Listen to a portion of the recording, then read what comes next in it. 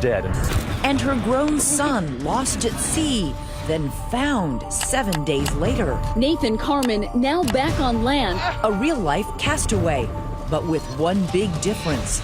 Is it missing at sea or murder at sea? Can you understand what people see? You were the last person to see people alive. Tonight, a 2020 investigation. Hello, Nathan, are you there? With the only reporter to sit down with Nathan. Do you think the police have picked on you? I think that the police saw me as the lowest hanging fruit. But a lot of people would say his speech pattern is different because he's different. He has Asperger's. Targeted because of his diagnosis or because something suspicious is going on? What's the talk in your industry? What do people think? He might have not been out there for 7 days. Now, with an unsolved murder in the family's past. There is a killer out there. And a new strike against Nathan just this week. And it's not good news for Nathan. They want to explore whether or not you sank the boat on purpose. We're done. We're not trying to make you uncomfortable. We're done here this evening. Good evening, I'm Elizabeth Vargas. And I'm David Mueller. As we come on the air tonight, breaking news just this week. This is a story right out of the movies. Being rescued at sea after floating on a raft for a week. But tonight here, a major new twist in this ongoing case. That's right. An insurance company is now claiming the boat sank due to intentional acts. What will you think after you watch? Let us know on Facebook and Twitter. Our Lindsay Janis was the only reporter to interview the mysterious man at the center of it all.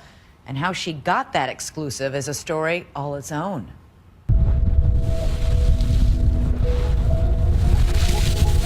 My name is Devin. I work the overnight shift at ABC News.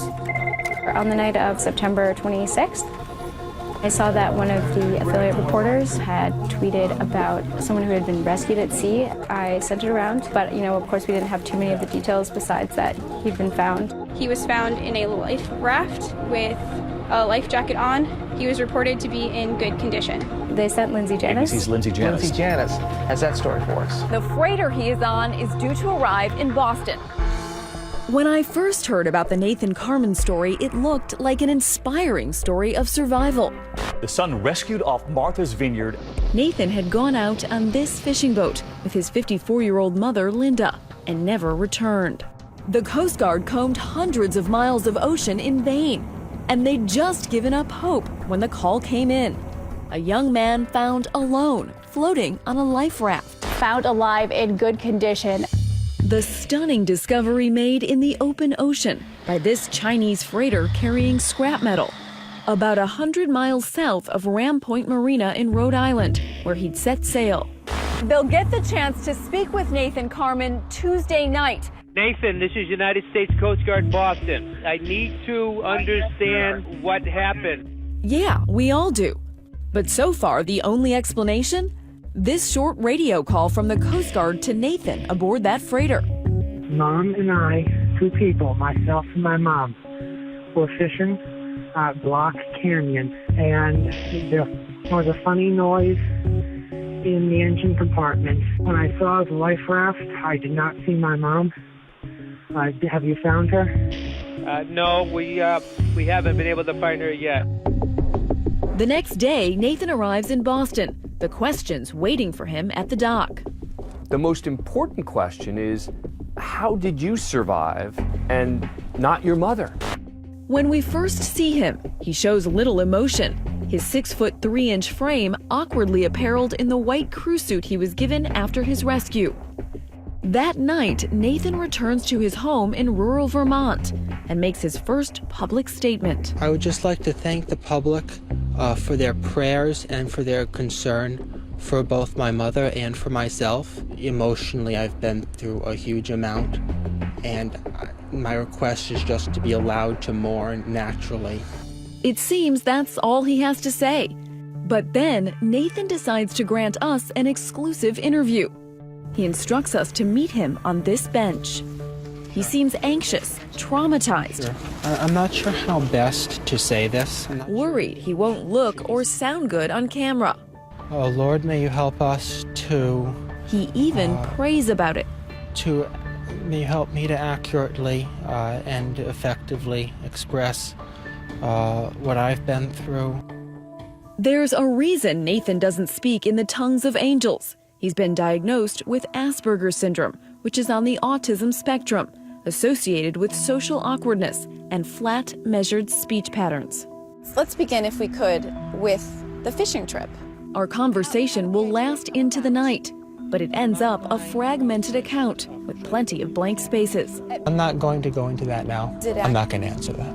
I'm not going to go there. But Nathan is able to provide more details about that ordeal at sea.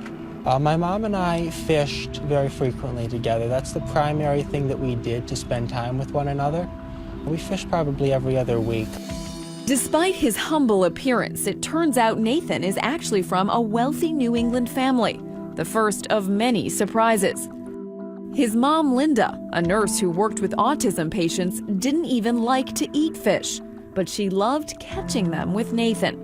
In this Facebook posting, she said there was no better way to connect. Nathan had purchased this 31-foot fishing boat named the Chicken Pox after seeing it advertised online.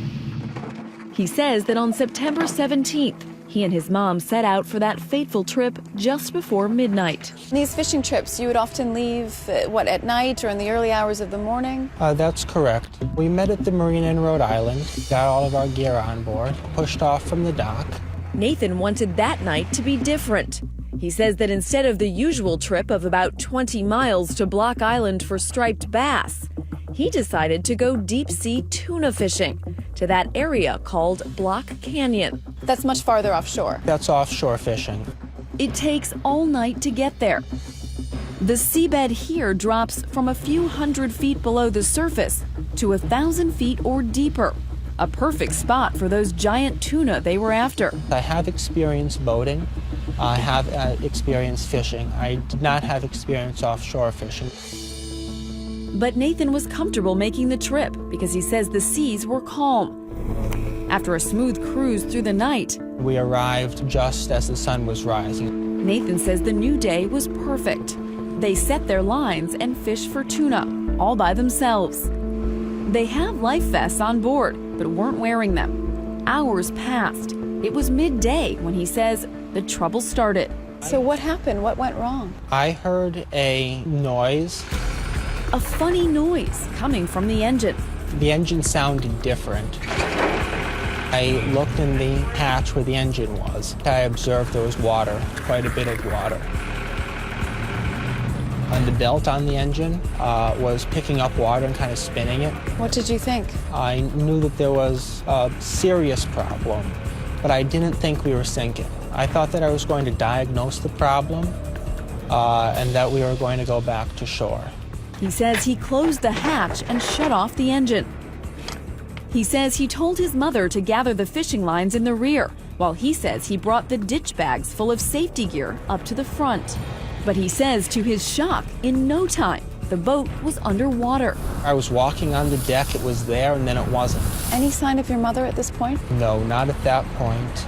He claims he was totally disoriented, doesn't remember hearing his mother or seeing her. The life raft was designed to inflate automatically.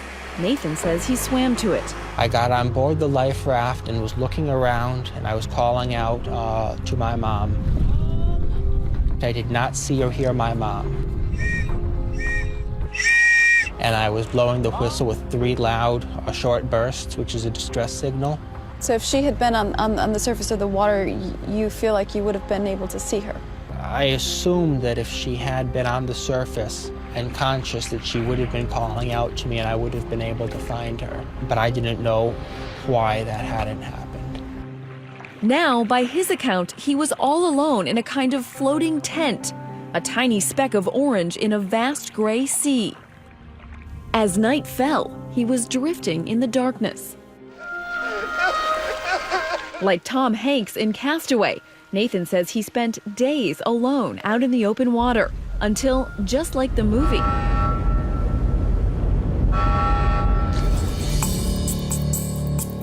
the freighter that saved Nathan, aptly named the Orient Lucky, was docked when we intercepted it later that week.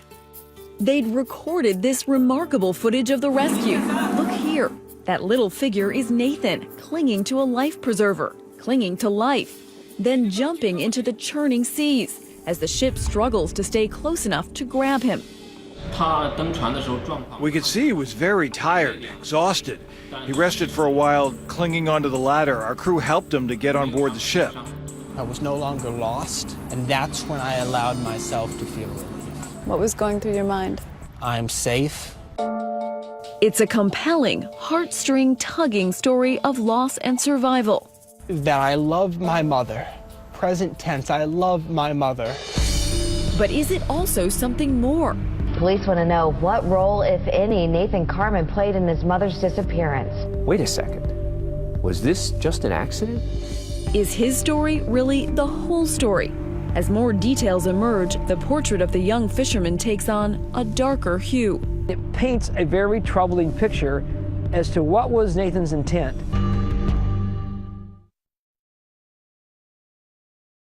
2020 continues with more of Lost at Sea. Nathan Carmen was found floating on a life raft in the ocean. Two members of the Carmen family went out to sea. Only one came back. So why are people so suspicious about what exactly happened to Nathan's mother, Linda? Now officials are investigating just how the 31-foot boat sank. That suspicion deepens as we learn that the mother-son relationship could be as choppy as the North Atlantic. Well, I think anyone who has a child that has autism or Asperger's, it's difficult. There were conflicts on occasion, but he considered her his best friend. In addition to any personal friction, investigators see a possible financial incentive for foul play. Is Nathan due to get a huge windfall? Is he due to get all of his mother's money? That's my understanding. Millions of dollars. Yes. I think it's around 7-8 million. That's why a phalanx of investigators, local police, the Coast Guard, even the FBI, are taking a hard look at signs of possible criminal activity on that doomed boat. And so are we. This is Ram Point Marina in Rhode Island, where Nathan and Linda set sail that night in September. Hi, Lindsay. Welcome aboard. Come on in. Captain Dave McCormick runs Irish Jig Charters and was out fishing the day Nathan and his mother set out on that 7-hour trip to Block Canyon. Captain Dave considers it highly unusual for a mother and son to fish alone for tuna. Those fish can weigh hundreds of pounds. There's usually a crew of 4, and it's usually all experienced guys. Usually a crew of 4 experienced fishermen. Usually, to be smart about things. On top of that, Captain Dave says a 31-foot boat like the Chickenpox would be too small a vessel for even the most experienced fishermen. And remember, Nathan had never done this before. First time you've taken your boat that far offshore. That's correct. Captain Dave is also puzzled by Nathan's actions after he says he reached Block Canyon and realized the boat was taking on water. There was a functioning alert system on board, but Nathan never used it. Far East, 1069. How long does it take to activate it or make a mayday call? Oh, it's just a matter of seconds. Just flip the switch and it's activated. It's a manual type. The Coast Guard said there was no mayday call. Did you have a radio on the boat? They had a radio, and there was also an emergency position indicating radio beacon. I didn't know that we were sinking. I knew that we had a problem, but I didn't know that we were sinking until we sank. If you look at Nathan's behavior, you take all of those things collectively together, and it paints a very troubling picture as to what was Nathan's intent and what actually did happen to his mother.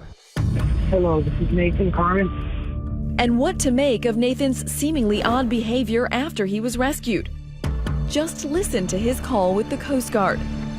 So I got to the life raft after I got my bearings, and I was whistling and calling and looking around, and I didn't see her. Nathan's affect is as flat as pavement as he recounts the tragic loss of his mother, asking about her seemingly as an afterthought. When I saw the life raft, I did not see my mom. Have you found her? But wait before you judge. Psychologist Dr. Rebecca Sachs says people with Asperger's often speak without emotion and order their thoughts in a way others might find unusual. picking out what is the most important piece of information is often really, really difficult. They'll sort of give information in a linear fashion. So you're saying that it's not necessarily unusual that he didn't lead with, "My mother is missing." Correct. Sachs has never treated Nathan, but she says people with Asperger's have trouble interacting with others, which can lead to misunderstanding. Take what happened at this Donald Trump rally in New Hampshire, which Nathan attended just weeks before his mother's disappearance. Nathan, who told us he's a big Trump supporter, was removed from the rally after the man who took this photo reported him to security because he said he was uncomfortable with Nathan's demeanor. And now watch this odd moment during our interview when Nathan reveals his mother needed coaxing to go on that fishing trip at all. She was concerned about safety. That's correct. It was not an argument. I was kind of pestering my mom. She had always been kind of skittish. I'm stopping right here with that question. Oh, okay. Like out of nowhere. Yeah, we're stopping right there. Okay. And it's like, what happened? I sometimes talk about this need to control things or thinking they know how to guide a situation or guide a conversation. I think that's just an impression that comes off. So maybe some of that seemingly defensive or suspicious behavior can be explained by Nathan's Asperger's. During our interview, it's hard to get a full picture of him, in part because he's on edge after a crowd of media gathered, hoping to get to speak with him. As he got back in his truck, I head back to New York, haunted by one question. Just who is Nathan Carman anyway? It's time to dig deeper for an answer. Time to explore some dark and troubling secrets of Nathan's past. This wasn't the first time he was in the news. New Haven's patrol officers have all been briefed to keep a lookout for Nathan Carman. When 2020 continues.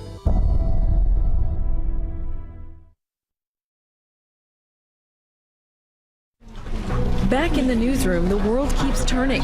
A deadly train accident in New Jersey. Images of chaos and panic. Hurricane Matthew batters the southeast.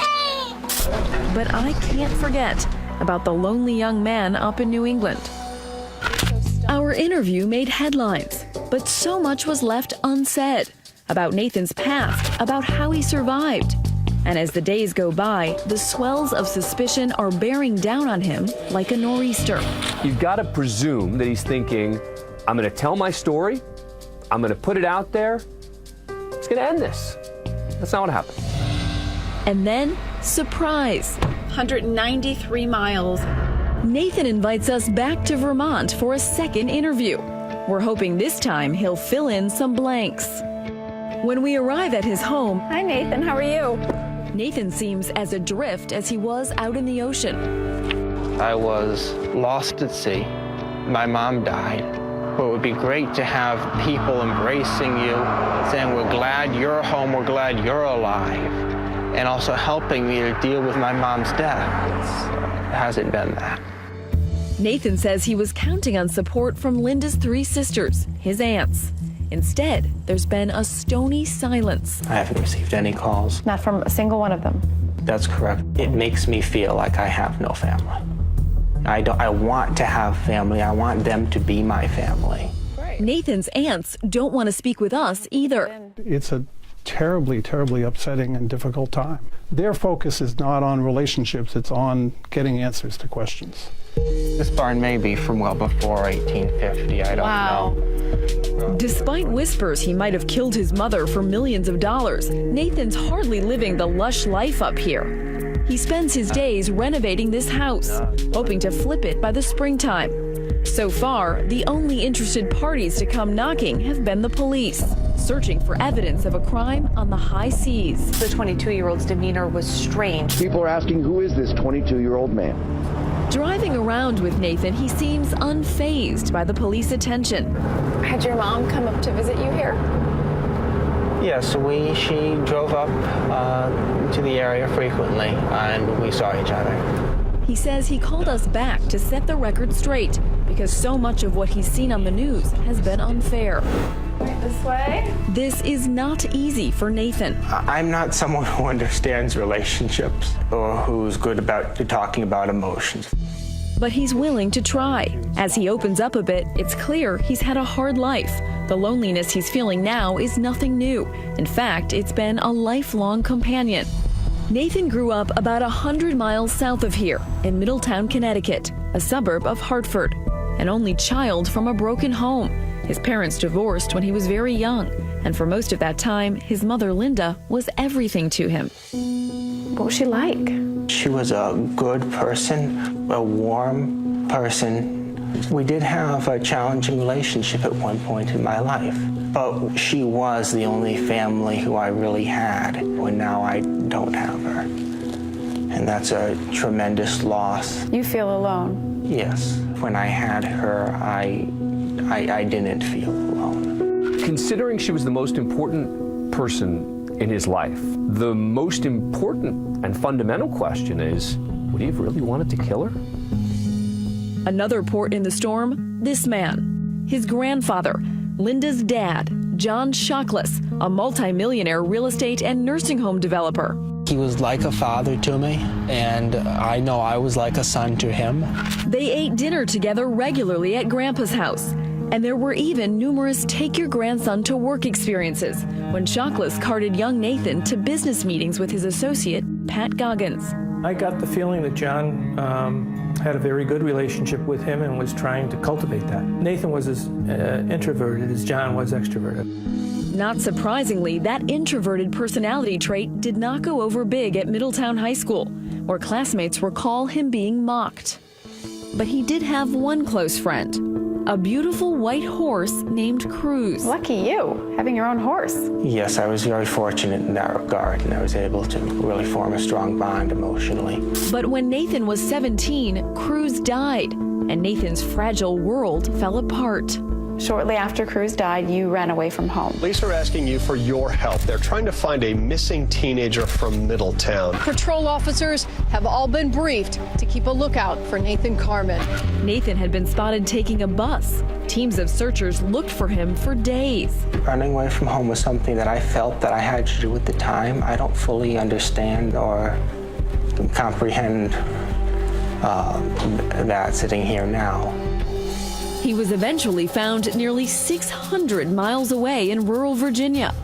When he returned home, Nathan was reportedly hospitalized briefly for mental health issues.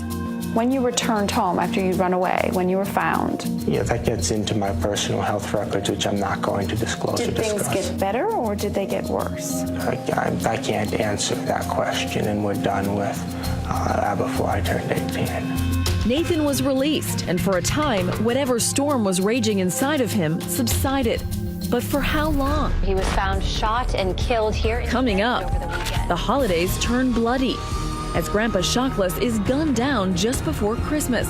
And the police want to know, did his quiet, beloved grandson pull the trigger? Yes, Nathan was a suspect in the murder of his grandfather. Stay with us.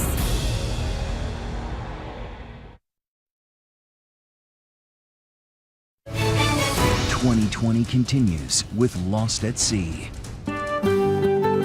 Christmas in New England, and people come from miles around to see this elaborate light display John Shockless puts up at one of his many properties. But the holiday spirit ends abruptly on the violent night of December 20th, 2013, when the real estate millionaire is found shot to death in his Connecticut home. Authorities say execution style. One of his daughters had gone to check on him and found him in his bed with what looked to be gunshot wounds to his head and back. Police are now calling the shooting death of an 87-year-old man a homicide.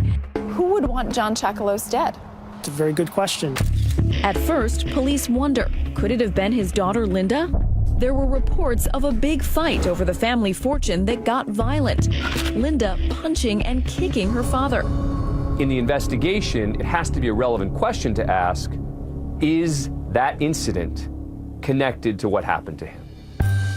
But a lie detector test clears Linda. So logically, cops focus on the last person known to see Shockless alive, none other than his beloved grandson. Nathan had no obvious motive to gun down his granddad, but he had opportunity. The two had dinner together earlier that evening, but police say Nathan's whereabouts later that night are unaccounted for. The authorities wonder, could that have been the time when he committed a murder? And according to this search warrant, there is a litany of other circumstantial evidence. It says Nathan discarded both the hard drive of his computer and the GPS unit used on the morning of December 20th, 2013. That he'd recently bought a .308 caliber rifle, the same caliber weapon used in the homicide of John Chaklis. Coincidentally, neither Nathan's rifle nor the murder weapon were ever found. Is it fair to say he was your prime suspect? Yes, that is fair to say. He was definitely our prime suspect. Police say that after John Chaklis' murder, Linda's sisters were afraid enough to hire armed security to protect them in their homes. Were they afraid of Nathan? John Chaklis was murdered in cold blood in his bed in his home. It would be irrational not to feel some fear as a result of that.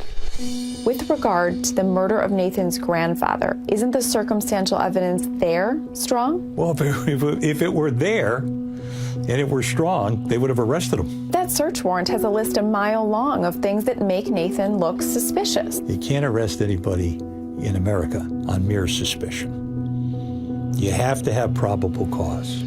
Is there any truth to any of those allegations? No, there's not any truth to any allegation. Nathan adamantly insists he's innocent. He says when the police came to interview him, he never tried to hide anything. If they had asked me, Nathan, can we look at your hard drive? Or Nathan, can we have your GPS? At that time, when they were in my apartment, my answer would have been sure, gladly, you can take it. But they didn't. Do you think the police have picked on you? I think that the police saw me as the lowest hanging fruit after my grandfather died because they saw that I had been diagnosed with Asperger's. There's an element here of prejudice against Nathan because of his disability. Because when the police talk to him, they immediately become suspicious because of his odd manner. In fact, experts tell us people on the autism spectrum are more likely to be victims of crime than perpetrators. My understanding is that if you lie to the police and they can prove you lied to them, they can arrest you for that. They haven't done so. Nathan remains a suspect in the murder of his grandfather. The investigation is actually very active at the moment and ongoing. Just last month, law enforcement went back to the scene of the crime, hoping this helps them find more answers. The FBI also conducted a separate search elsewhere. The FBI and other agencies searching property owned by John Chaklis. Over a dozen agents wearing hazmat suits scoured this abandoned New Hampshire property owned by the family, continuing the quest for the missing murder weapon. But it's not just the investigation into his grandfather's murder hanging over Nathan's head. The inquiry into his mother's disappearance at sea is also steaming ahead. Suspicious new details have emerged. Allegations of sabotage. Whatever he was doing was wrong. Allegations Nathan would rather not discuss. I'm just asking you to defend yourself against these people who are saying that you did something to your boat that would make it sink. We're done for this evening, period. We're done here. We're not trying to make you uncomfortable. Why is Nathan so agitated? We're done here. Is it his condition, the suspicions about him, or a guilty conscience?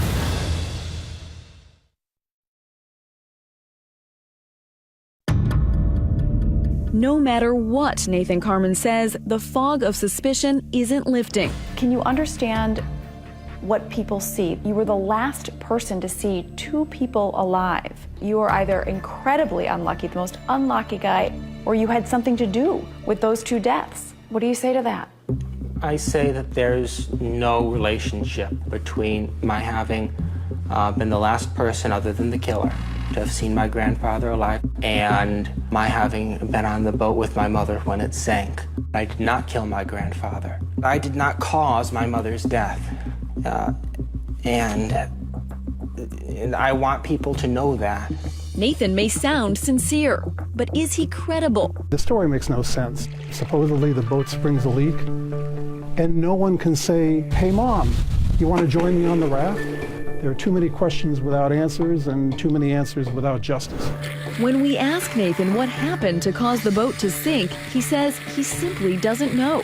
I'm not a diesel engine mechanic. That's the most basic way that I can respond to it.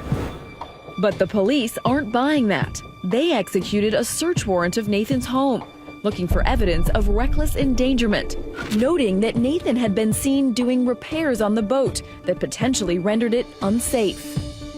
Boat owner Mike Iozzi bumped into Nathan on the dock just hours before his fishing trip and told police that he saw Nathan doing something highly suspicious.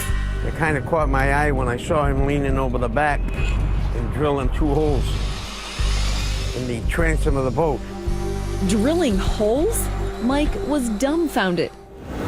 He says Nathan told him that he was removing stabilization devices like these, something called trim tabs. Mike says that made no sense. You don't have to drill a hole to take the trim tabs off. Why would you drill a hole in the boat? Whatever he was doing was wrong. I'm not sure how I can respond other than saying he says one thing, I say this is what actually happened. But Nathan categorically denies any suggestion that he sabotaged the boat. He admits removing the trim tabs, but claims he patched the holes properly with marine putty. When we press him, he reaches a breaking point. all I can say is what happened. I can't, if other people want to... I'm just asking you to defend yourself against these people who are saying that you did something to your boat that would make it sink. That's not true. Okay. Another thing that's happened since we last got together, police searched your mom's home.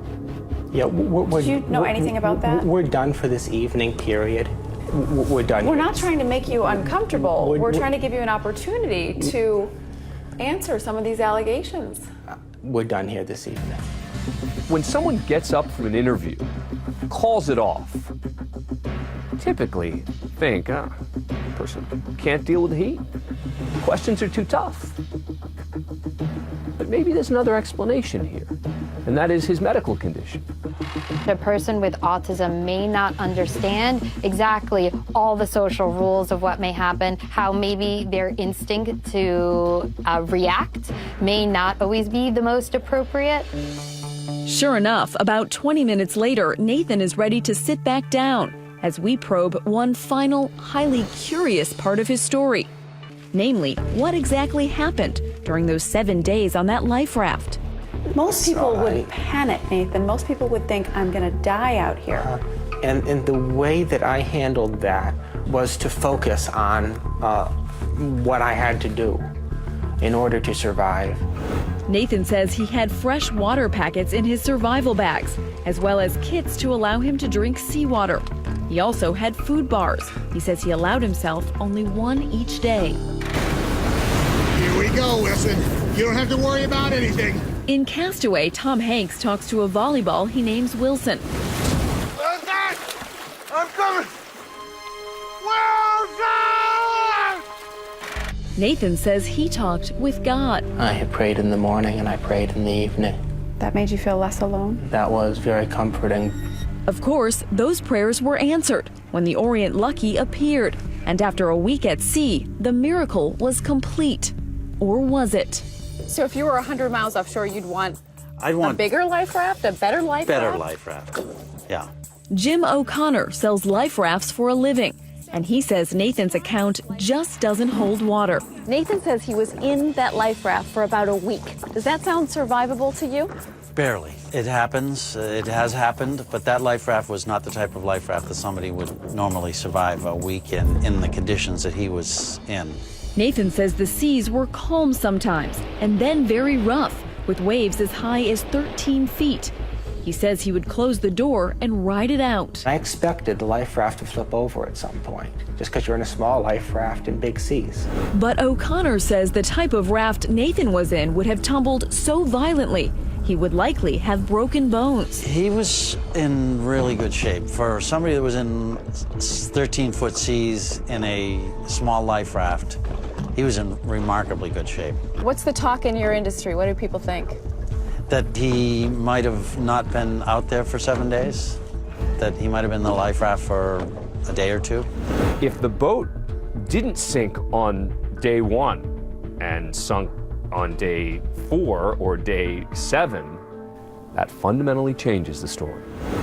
Could Nathan have drilled and filled those holes, sailed into the open water, killed his mother, and then waited to scuttle the chickenpox until he saw the Orient Lucky coming over the horizon? He could have thrown her overboard, stayed on the boat for a while. We don't know exactly when that boat sunk. It's easy to speculate about foul play, but proving it won't be smooth sailing. The wreck of the chickenpox may be 1,000 feet underwater, and without the evidence, it's hard to see anything more than a circumstantial case against Nathan. Well, I say produce the evidence. If you don't have the evidence, please keep your mouth shut, because you're ruining someone's life. But wait. New information tonight in the case of a mother-son fishing trip. Just this week, one group of investigators says they have come to a conclusion.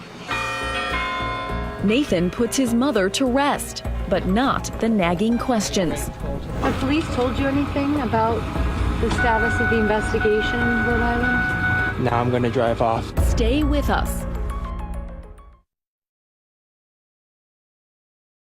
A private service held today to remember Linda Carmen. 6 weeks after she was lost at sea, Linda Carmen's body still hasn't been recovered.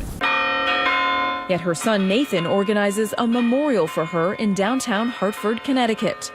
Nathan carries flowers himself to the sparsely attended service.